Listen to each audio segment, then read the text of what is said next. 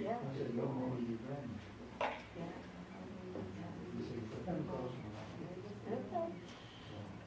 Well, if anything else like an Atlanta candlesticks, anything like that, I mean, surely they would keep that kind of stuff. But if they, How's everybody get rid of doing? that and want to get rid of it, I'm all just throw it. All right. So, definitely, any of that stuff.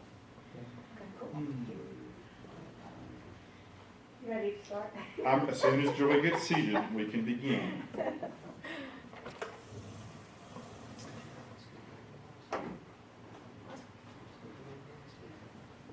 Okay, I'm ready.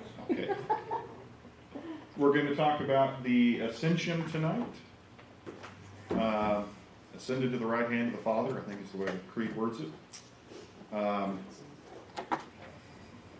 So this will be fun. Let's start, even before we say our opening prayer, let's start by turning to the chapter in John that covers the ascension. It's right next to the birth narrative, yeah. It's not in there. So that makes it a little tricky. Colin, you want to lead us in a word of prayer, and then we'll get started. Sure. Lord, thank you for the hour and the blessings that it holds. We thank you for our opportunity to be together and to discuss these things and to grow in our knowledge and our understanding and our love for your work. In Jesus' name, amen. Amen. So if you do want to look, just for curiosity's sake, at the end of John, look at John 21. We won't read it, but just kind of look at it a second. How does the book of John end? Verses 1 through 14, he appears to 7 disciples. There's a discussion between Jesus and Peter. Feed my sheep, that little discussion, 15 through 19. Peter asks a weird question about John in verses 20 through 23. And then verse 24 says, yep, that's what I saw. I mean, this is how the book ends. This is the disciple who is bearing witness about these things and who has written these things, and we know that his testimony is true. Now there are also many other things that Jesus did, were every one of them written. I suppose that the world itself could not contain the books that were to be written. So what's the ending of the story of Jesus in John's gospel? And the answer is, there really ain't one. It's kind of, in a sense, from a strictly, if you were making a movie out of this, it's a disappointing ending. Like you hit the climax, the resurrection, it's exciting, he's back, and then what happens? The book ends, is what happens. Right? There's no clear happily ever after moment. It just kind of trails off. How do prophet stories usually end? Just kind of curious. The story of Moses. Moses climbs to the top of Mount Pisgah and looks over Jordan to the promised land, and then he dies. Right? It's this great final moment with Moses. Elijah is carried up into heaven in a whirlwind with an honor guard of flaming chariots. That's not a bad gig if you can get it. Okay, that's the way to go. For what it's worth, if you read the text of Islam, Muhammad is thought to have gone on a final pilgrimage at the end of his life, including a journey to heaven before he comes back and dies in Medina, which is kind of funny. If I'm ever offered a pilgrimage to heaven, I'm going to stay there. I'm not coming back to die here. I'm going to do the Elijah version, not the Moses version, if I'm offered a choice. But anyway, that's how should a prophet's life end? Well, every human being gets old and then they die. With the exception of fellows like Elijah, that's how the story always ends. You got to go somewhere. So, with Jesus, think of it just as a storyteller for a minute. Don't think of it as a Christian or anything like that, just as a storyteller. Okay? You set it up, he's a great character, he's a great teacher, wonderful human being. He's crucified in tragedy, and then he's raised from the dead. Now what should happen next? I need another chapter to that story to kind of finish it up, and here's what happened. Okay? Surely we can't say he was raised from the dead, and everybody went back to doing what they were doing. Which is close to what John 21 does, actually. The disciples try to go fishing. They're like, I don't know what to do now. So they go fishing, and Jesus interrupts them. So, no, you can't go back. So the story of Jesus has an ending that is not really an ending at all. Right? It just doesn't say that they don't end with it. None of the Gospels end with a very good happily ever after. And I think it's on purpose, and we'll talk about why. There is lots of foreshadowing, however, in John's Gospel of where this might be going. So let me just read a couple passages. John 3:12 and 13. If I have told you earthly things and you do not believe, how can you believe if I tell you heavenly things? That's Jesus talking to Nicodemus. And then Ben's personal opinion, and I'm right, but Ben's personal opinion is that verse 13 is the narrator, John. It's not, well, it shouldn't be red letters, and a lot of Bibles don't have it in red letters. Because it's not Jesus. It's the narrator saying, now I'm going to commentate a moment, right? No one has ascended into heaven except he who descended from heaven, the Son of Man. That sentence makes a lot of sense if John writes it after the ascension. That sentence doesn't make a lot of sense if Jesus is saying it to Nicodemus before the death, burial, resurrection, and ascension. Right? So I think that's John saying, oh, by the way, this is a good point you should notice, and he gives you a bit, and on we go. But, point is, what did John tell you as early as chapter 3? No one has ascended unto heaven except the one who came from heaven.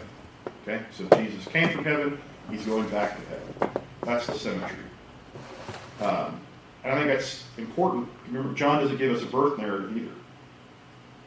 Where does John come from? Or excuse me, where does Jesus come from in John? In the beginning, he was with God, right? He comes from heaven, and John says that's where he's headed. Okay, so that's the symmetry of it. So a little foreshadowing there. How about this verse in chapter 6? Jesus said something complicated, and his disciples didn't like it, so they're grumbling. Jesus, knowing himself and his disciples were grumbling about this, said to them, do you take offense at this? And what if you were to see the Son of Man ascending to where he was before? This is Jesus speak for, you ain't seen nothing yet. If this bugs you, are you in for a surprise? And again, he could have said, what are you going to do when you see me raised from the dead? That would be pretty exciting. But instead he says, what are you going to do when I ascend to where he was before? The Son of Man was before. What are you going to do?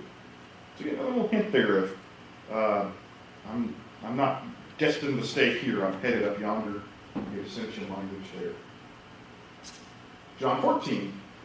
We remember this one when we talk about heaven, but it's interesting that built into that is a whole other conversation. Let not your hearts be troubled. Believe in God. Believe also in me. In my Father's house are many rooms that were not so, but I have told you that I go to prepare a place for you. And if I go and prepare a place for you, I will come again and take you to myself, that where I am you may be also, and you know the way to where I am going. Where is this place he's going? You could say, well, he's going to the cross, and that's true. That's like the next place he's headed. But if you put the cross in there, it doesn't really make any sense, does it? I'm going to the cross to prepare a place for you. That's not bad. But if I go to the cross and prepare a place for you, I'll come again and take you to myself, that where I am on the cross, you can be too. Again, that doesn't quite add up, right?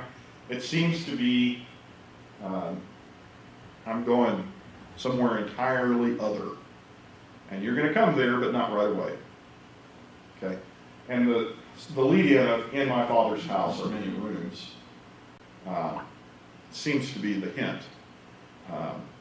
Probably a temple reference there, for what it's worth.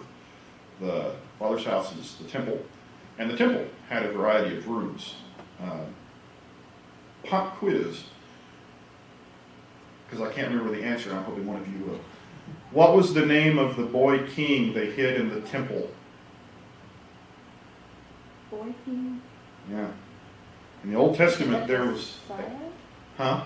Josiah? It's one of the ayahs. I just can't remember which of the ayahs it is.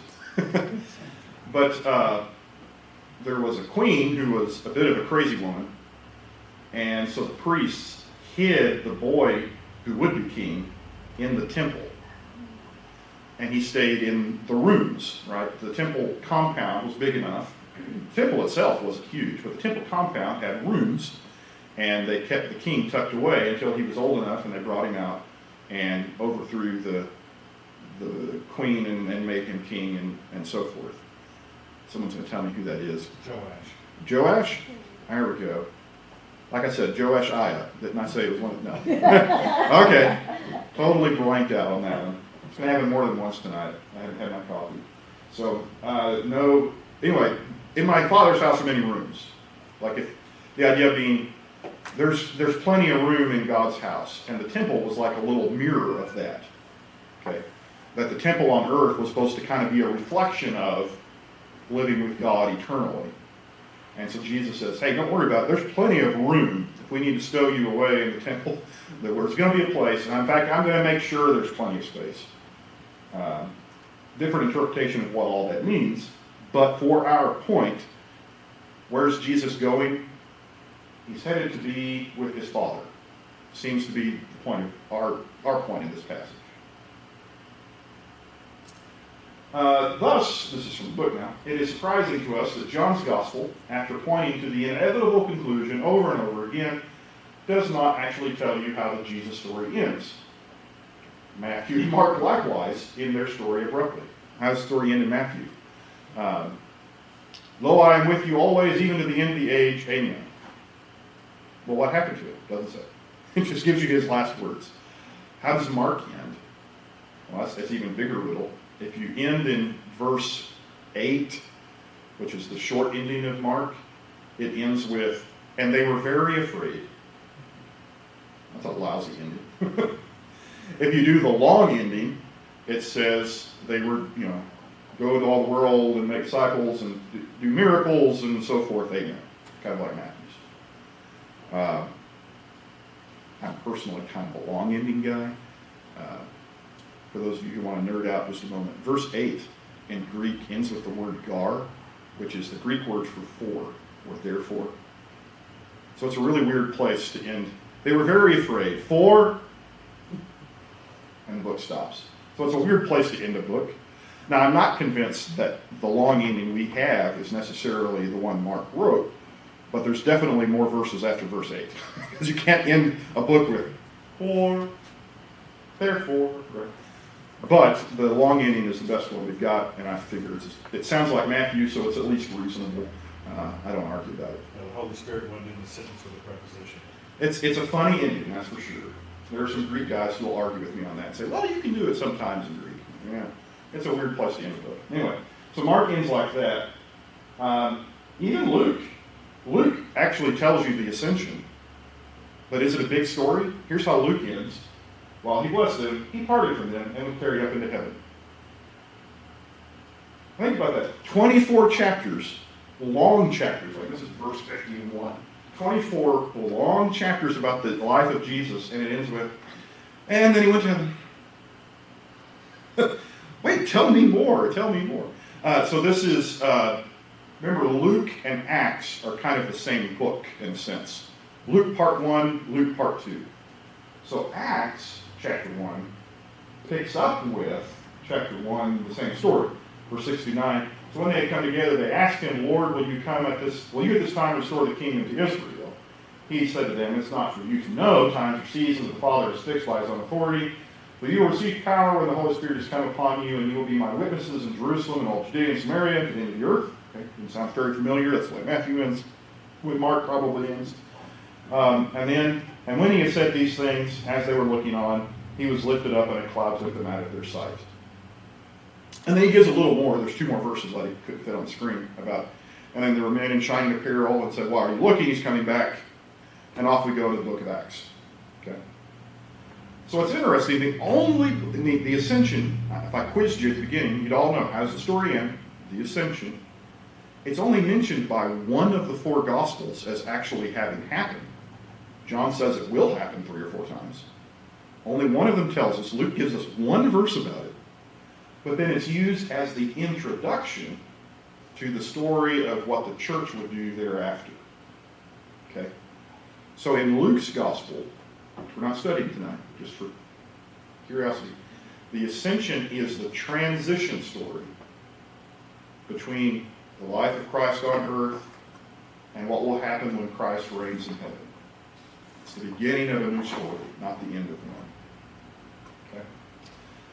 one. Okay? So, Christians call this story the ascension.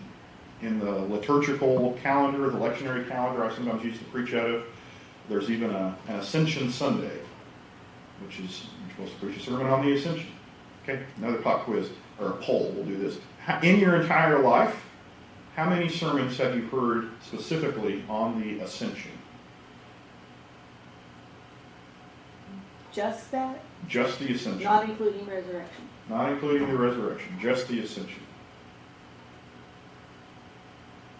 Yeah, that's kind of what I thought. I had never preached one until I started preaching the lectionary, and it said, okay, it's lectionary, it's Ascension Sunday, you have to preach on the Ascension. I thought, why do you do that? I've never heard a sermon on that. But it's kind of interesting, like it's a big part of the story, right? In reality, it's like it means something. So I started preaching it. I got in the habit of preaching an Ascension sermon about every year. And it turns out one of my favorites now is to talk about the Ascension. And you get to talk about Daniel, chapter 7. I saw one like Son of Man coming in the clouds of heaven at the Ancient of Days. Right? That's an Ascension passage. You get to talk about lots of fun things in the Bible when you open yourself up. But our point is, the Ascension is not the end of Jesus' story. Rather, it's the beginning of the story of his people and the long, patient work of anticipating his return. So my personal opinion, give you the punchline of tonight's class, is that the reason the Gospels don't give you a, and then it ended, the end, is because it wasn't over. And Luke, who's going to tell you the next story, even does that on purpose, saying, here's where we left off, but we got to pick up there. And we've got to tell that story again because that tells you what's going on now. Jesus is not a prophet whose life is past tense. Moses is dead.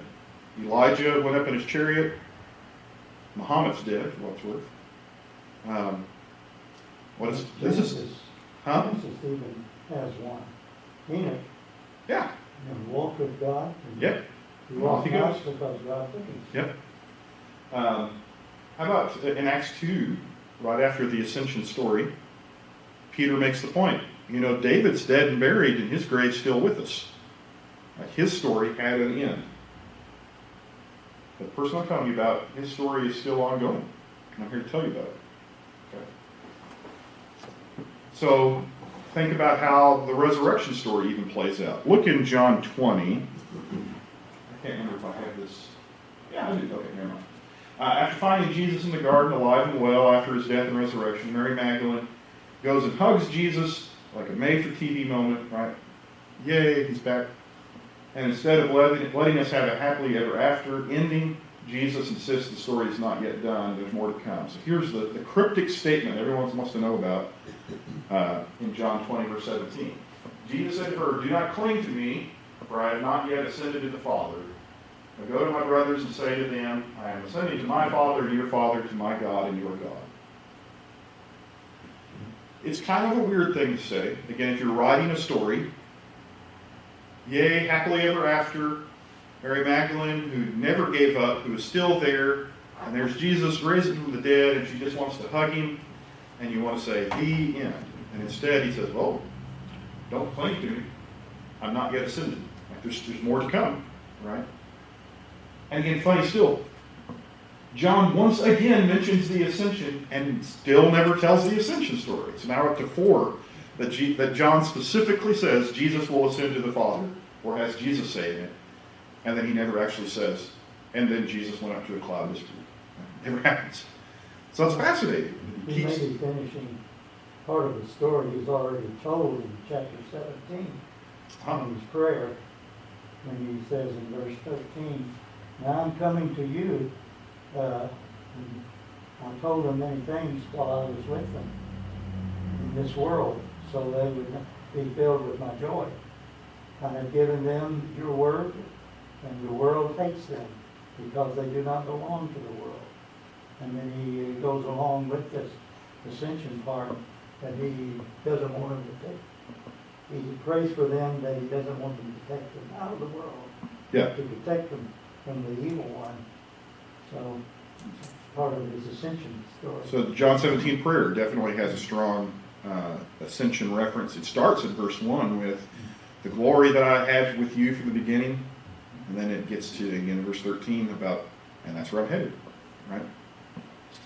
I don't exactly know what "do not cling to me" means. I don't think Jesus was like Casper, and he's worried she's going to fall through him or something. Right? He's a resurrected body. He's going to eat fish in the next chapter. You can touch his hands and so forth. But there's some sense in which we're not done yet, and I'm also not here to stay. Right? This is a resurrection, but it's not a homecoming. He's not coming home to stay, and everything will go back to normal.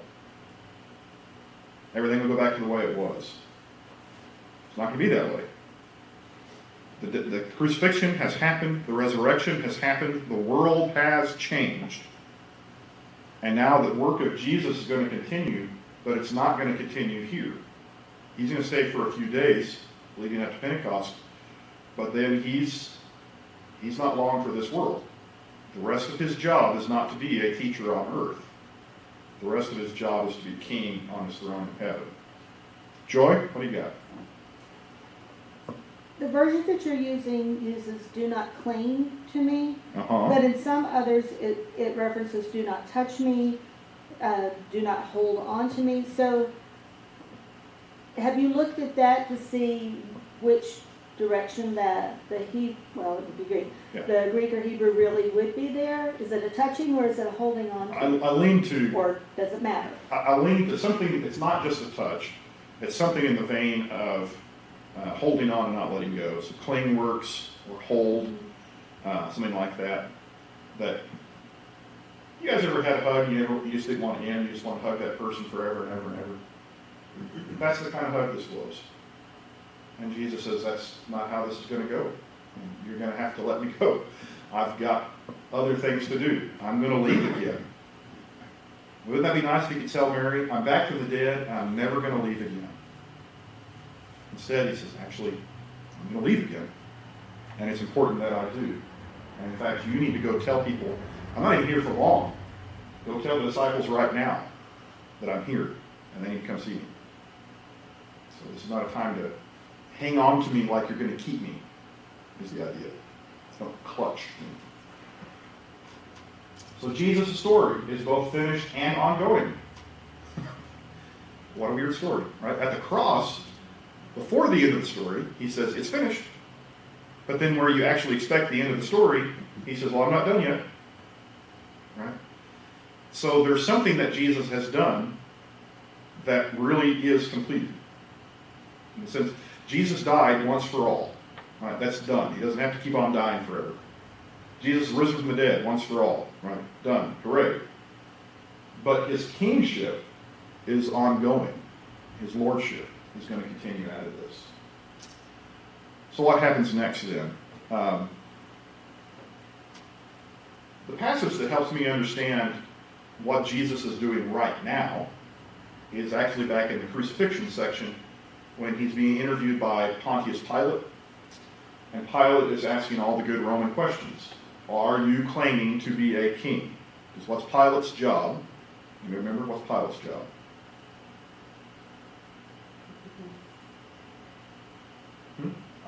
He's supposed to keep the peace and collect the taxes? Keep the peace and collect the taxes. If you're claiming to be a king, you're a threat to Rome. My job is to go put a thumb on you. Okay? So he's asking a very direct question. Are you claiming to be a king? Are you a threat to Roman authority? Remember how Jesus answers? Well, my kingdom is not of this world. If my kingdom were of this world, my servants would have been fighting, that I might not be delivered over to the Jews, but my kingdom is not from the world. In other words, look out the window. Do you see an army out there? If you did, then I would be a threat to Roman authority, wouldn't I? It's not that kind of a kingdom. It is a threat to Roman authority, but not the way you're thinking. It's a different kind of kingdom. Remember how Pilate responds to that? So are you a king? He only needs an answer to one question, and he feels like Jesus is being dodgy. Jesus is actually being very, very candid. I mean, let me go back to that other verse. If I'm Jesus' defense attorney, I don't want him to say this. What do I want him to say? hey, I'm a spiritual teacher, I'm a rabbi, I'm here to save people's souls. I got no interest in politics. Thank you, on your way, sir. Case dismissed. And that's what I want him to say. And instead, Jesus says, oh yeah. Yeah, I do have a kingdom, actually. Not the kind you're looking for, but I've got a kingdom. So are you a king? And again, what do I want Jesus to say? I'm not a king, I'm a rabbi.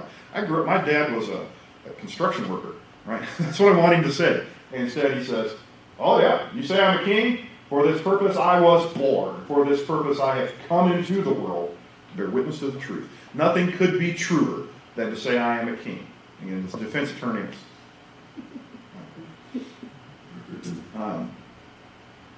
There was I can't remember what the program was called. When I was in high school, there was a program in the Seminole County Court program for juveniles. It was like kids' court or something like that. If you were a juvenile in charge of the first-time offense, you could opt into this program, and you got somebody from the high school. A student would be your attorney, and a student would be your prosecutor. So a real judge, and then all the jurors were students. And they had limitations of what they could give you as penalty. But it was kind of like this civic experiment for young people.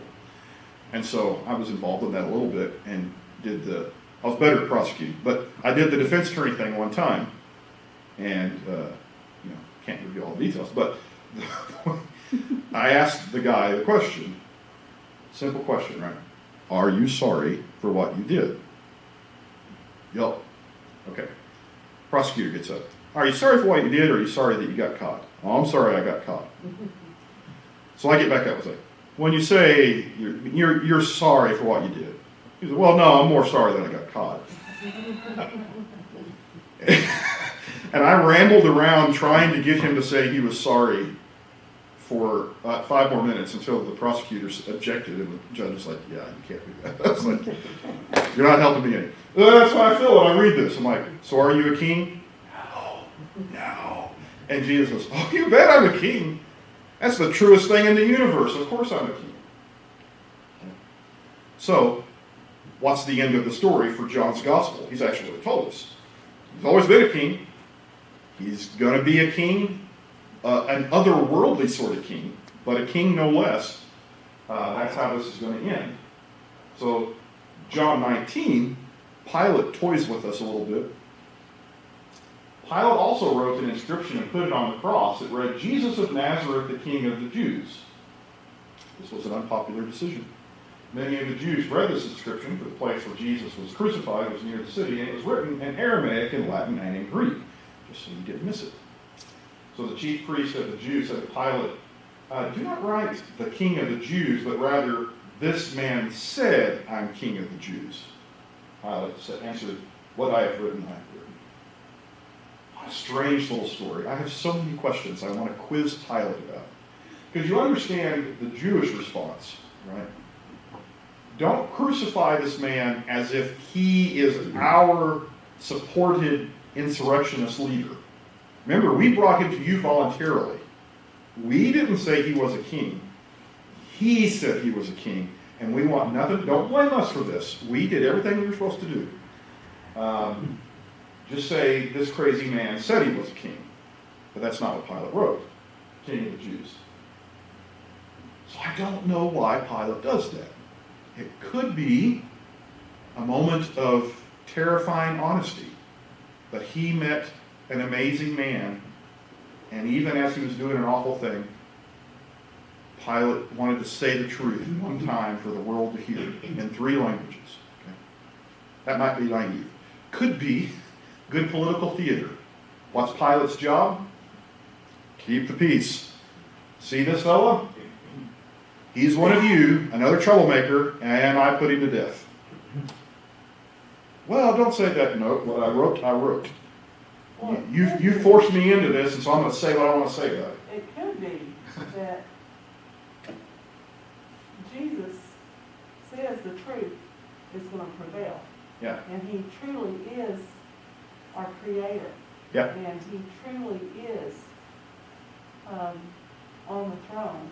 And until we open up our spiritual eyes, we're living on worldly domain until he teaches us to open up our spiritual eyes, just like Stephen saw. Yeah. When he was being stoned, he saw Jesus on the throne. Yeah. And so, as his children, our growth process to sanctification has got to be the revelation of truth in our souls. Yeah. And as we grow into him. So that's kind of the beauty of this scene is whether or not Pilate meant it, and definitely the Jewish folks and the leadership didn't mean it, the truth was proclaimed despite it, right? That even if Pilate was being sarcastic, he happened to say the most true thing he ever could have said. And I think that's why John says, this is a great bit. I'm going to spend 4 verses on this. Not a single verse on the ascension. But I'm going to tell you 4 verses about the thing that was written over the head of Jesus. Because that tells you how the story really ends. Jesus is actually, undeniably king. And that's a beautiful thing all on its own. So, John's Gospel therefore leaves the story exactly as it should.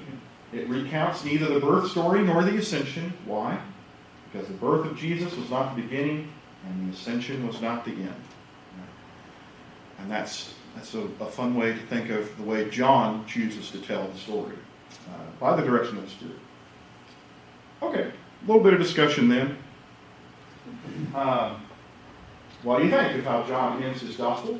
Is it cliffhanger, happy ending, letdown? What do you think? You get to be the literary critic for a moment. Do I like this? You're allowed, I won't tell John, right? You're allowed to say, well, I like Luke's version better, or whatever. We got 4 of them. You're allowed to have a favorite. But what do you think of the way John does it? It's kind of an interesting thing. Number 2, why is it so difficult for Jesus to answer Pilate's question, are you a king? I think that's a yes or no question. Why do we get a sermon out of it? Well, I probably would have told you that. But anyway, I think that's a fun thing to think about. And number 3, when you think of the story of Jesus, do you think of it as ongoing today or something that happens once in the past? That probably tells us a lot about ourselves. If we're thinking about a thing that happened, you're going to live out one version of Christianity. If you think of it as something that happened and is ongoing, you're going to have a very different idea of what we're supposed to be doing right now. But that's challenging because it's 2,000 years ago. It's hard to think of it as, and still today, right? One question, number 1, is an open-ended question. Yeah. It's open-ended, and yet at the same time, that carries on with number 3, that it is an ongoing thing. That he appointed these men to teach others and teach them all things which I have commanded you. Yeah. And that they did at great cost. Yep. It cost them their lives, every one of them. I can't get it looked up quick enough, but it occurred to me on question 2. Okay. And I don't have it pulled up, so this could be way off base on here. But there's 2 different questions. Are you a king, or are you the king of the Jews? Yeah. And those are 2 different questions. Yeah. And a king implies one of however many. Yeah. The is Yeah. pretty, I mean, that's singularly descriptive. So one of the things we talk about, you know my background, I'm interested in philosophy and things like this. And one of the things philosophers are always doing is, what do you mean by that? What does that word mean to you? Because people use the same word in different ways. And that's a good example of when the Jewish leadership said king, and when Pilate said king, and when Jesus said king, there's like 3 different things in mind. And there's a little bit of all of them that are true. Jesus is, of course, absolutely true. But, like, is Jesus king of the Jews? He better be. He's king of everybody. Is he descendant of David? Yep. Is he Messiah? Yep. Okay, so I mean, like, that's true. But is he going to go to war with Rome? Seems like he's not. Okay. For Pilate, is he a threat to Roman authority? Again, not in the military sense, but he does claim he outranks Caesar. He is actually, his disciples are going to say he's King of kings and Lord of lords. And he's more than conqueror, you know, I mean, he's absolutely in charge. So in a sense, yeah, he does. So it's, those words. How do you answer that question? Are you a king? Jesus can't possibly say no, because there's nothing truer ever been said. But it probably doesn't mean what Pilate or the Jewish leadership thought it meant. Well, there's two things he said to Pilate, and neither one of them Pilate believed, or he found no guilt in Jesus for what he said. When he answers Pilate and tells him that my kingdom is not of this world, or else my followers would fight. And then he answers that his followers are of the truth.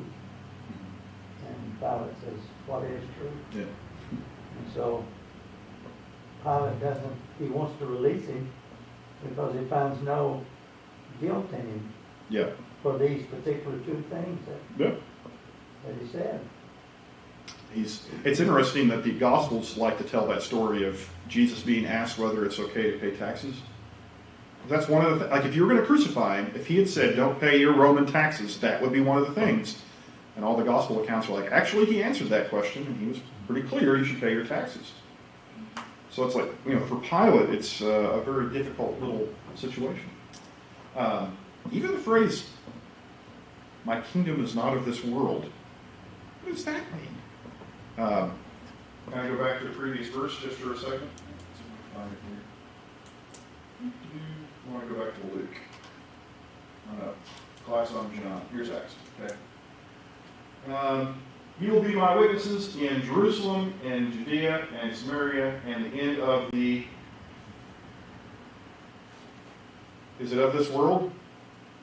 It's not telling to preach in heaven, right? How about the Lord's Prayer? Thy will be done on Earth as is. in heaven. So is this kingdom of this world? Even that one, it's hard to give a straight answer to. But I the think answer to to those- Pilate, he's saying, well, it's not the kind of kingdom you're thinking of. But the answer to those questions about your kingdom come and your will be done on earth as it is in heaven, his will is being done on earth as it is in heaven. That's part of his prayer. He has his will in heaven, his will in earth. Yeah. They're all being done.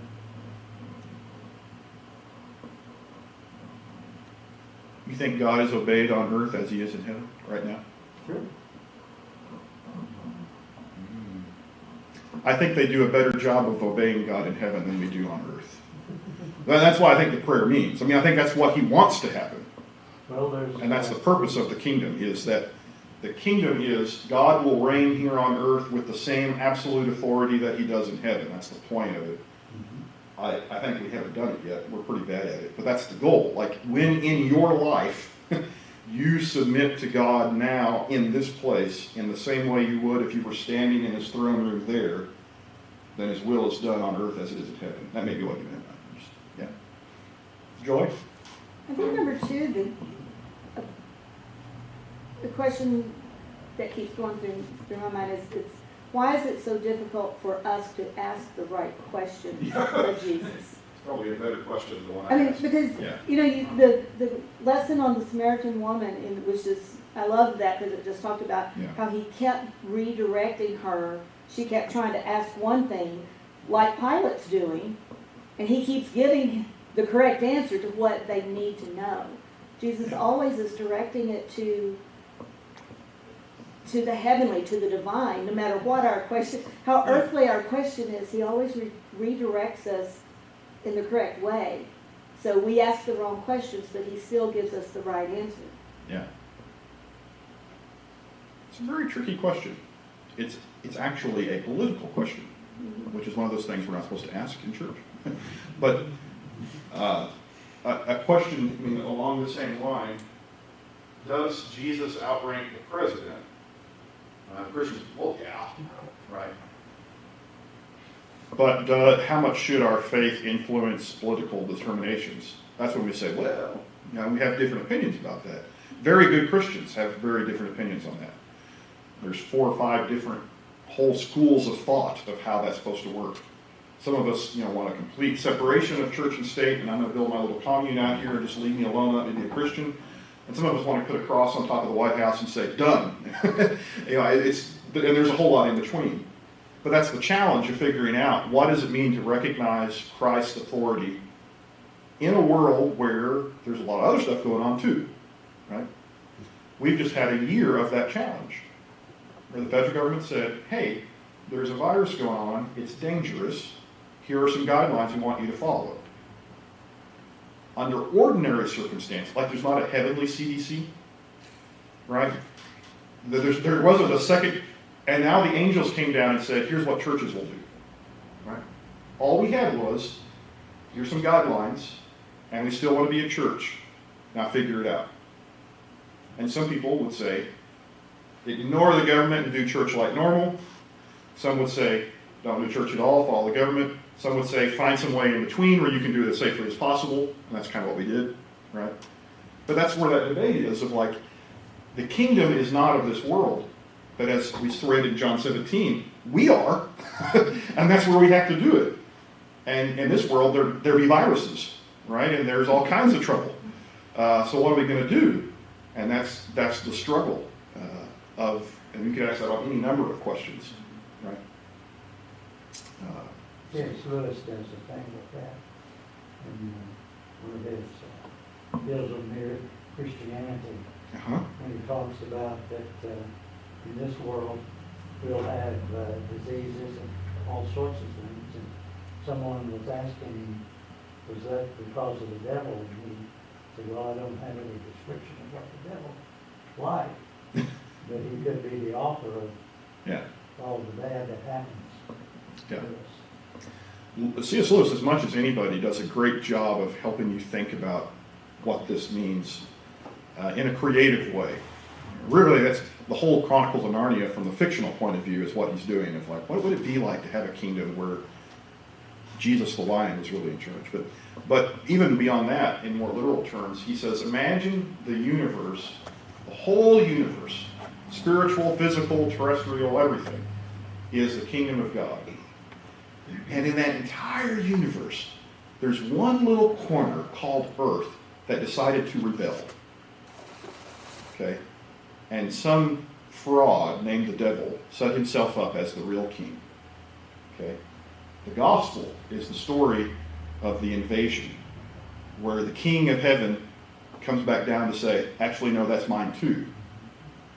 And now the era of the church is the time of kind of sorting that out, of like, okay, are we going to submit back to the God who is ruler of the universe and be in his kingdom, or are we going to stay in this rebel? By the way, the rebellion ends badly. I forget which Christian author has the joke about it. He can summarize the book of Revelation in like 3 sentences. There's a battle, God wins, pick a side, don't be stupid. It's like the whole book of Revelation in a nutshell, right? And that's kind of how it ends. Like, there is a battle going on, you're right. We are in rebellion against the kingdom. The end is not in doubt, just which side you're going to, and you get to know the end before you even pick a side. And we still pick one. Don't be stupid. It's pretty good pastoral advice. C.S. Lewis, in finishing that little episode, he talked about was that he was asked the question, well, I don't think I've ever met the devil. And C.S. Lewis's reply says, just wait a while you'll meet him. Just wait a while you'll meet him. Well, I heard the devil went down to Georgia. Yeah, that's what I've heard. That's what he did. Well, let me ask you this one last question before we kind of wrap up. We'll end a few minutes early. Preacher's got a headache, so we'll have pity on me and let me wrap up. Here's the question. After that lesson, and hopefully connecting the doctrine of the kingship of Christ with the ascension, and that they're kind of tied together, is the ascension an important Christian doctrine? And maybe I should say, how important? Like, nobody thinks it's silly and unimportant, but is it? It's vital. Because he said that his kingdom is not here. His kingdom is, as you said, it's everywhere.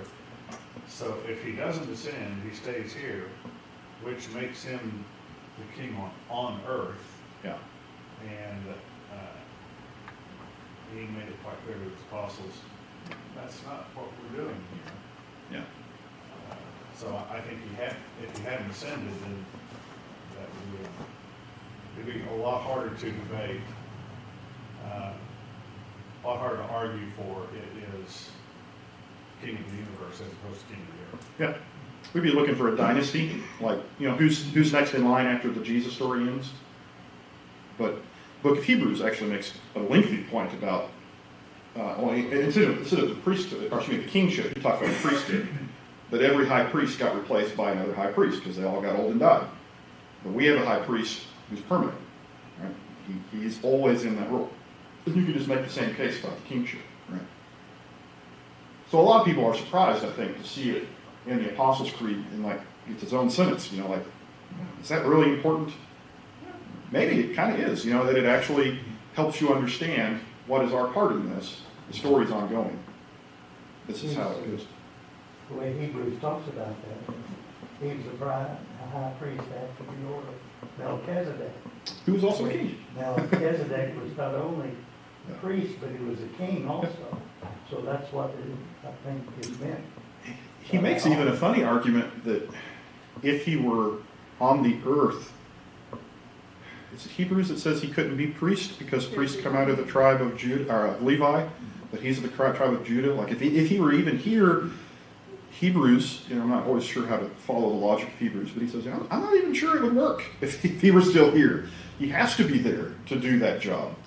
And that's really important. One other thing about the ascension that I think is a little bit interesting. Seems to me like he had after he resurrected, he had the choice. His ascension was at the time and place of his choosing, which is in a certain reality, perhaps he has transcended flesh and is now 100% spirit. I mean, he is part of the triune God. Oh, yes, he is. And so, come back to the other one, but yes. it wasn't that he got caught off guard. Oh, you ready to come up now? Yeah. It was of his own choosing. I mean, there's no, he gets teleported up. I mean, he says, peace, here's the mission, see ya, and I'm coming back, and off he goes. The point, some of the early creeds make the statement, he was the bodily ascension, and they actually emphasize the point that he's still a resurrected body when he ascends, and that he's still, in a sense, so when Paul says there's one mediator, the man Christ Jesus, that while he is absolutely triune God, he is in some sense still one of us. And so it's interesting, not many people make a big deal out of that point, but it's one that I noticed a few times in some of the early Christian writings, that they were like, he's God and he's still one of us. It's not the joke I've made. It's not one of those stage 4 rockets where it peels off on the way and the human part falls off, and but that he actually retains some sense of humanity even as he is divine now, in the same way he was divine here and human here, so that he can continue to be our mediator. I don't know what to make about that. The New Testament doesn't discuss it a lot, but some of the early Christian writers were like, no, it's a big deal. But anyway, yes, ma'am. The question you asked about how important is it? You have it on, you referenced it earlier, but John 14, 1 and following, let not your hearts be troubled, believe in God, believe also in me. In my Father's house are many rooms. If it were not so, would I have told you that I go to prepare a place for you? And if I go and prepare a place for you, I will come again and take you to myself, that where I am you may be also. It is critical that he ascends, because if he doesn't ascend, he doesn't do that. If he doesn't do that, we don't get to be with him. Amen. That's a slam dunk. If I'm not confident he got where he was going, then what do I know about me? That is in the same way that his resurrection is the full-fledged proof that I will be resurrected, his ascension is the full-fledged proof that I will be with God forever. I mean, that can happen to a human person. See? Right there. It happened. So, yeah. All right. Thanks for your comments and so forth. What's the next chapter? Somebody that's got the book? And then don't mock me for not knowing my own book. It's chapter 7. Judge of the living and the dead. Judge of the living and the dead. Ooh, Everyone likes that. sweet. Judge of the living Judge and is the a dead. very good thing.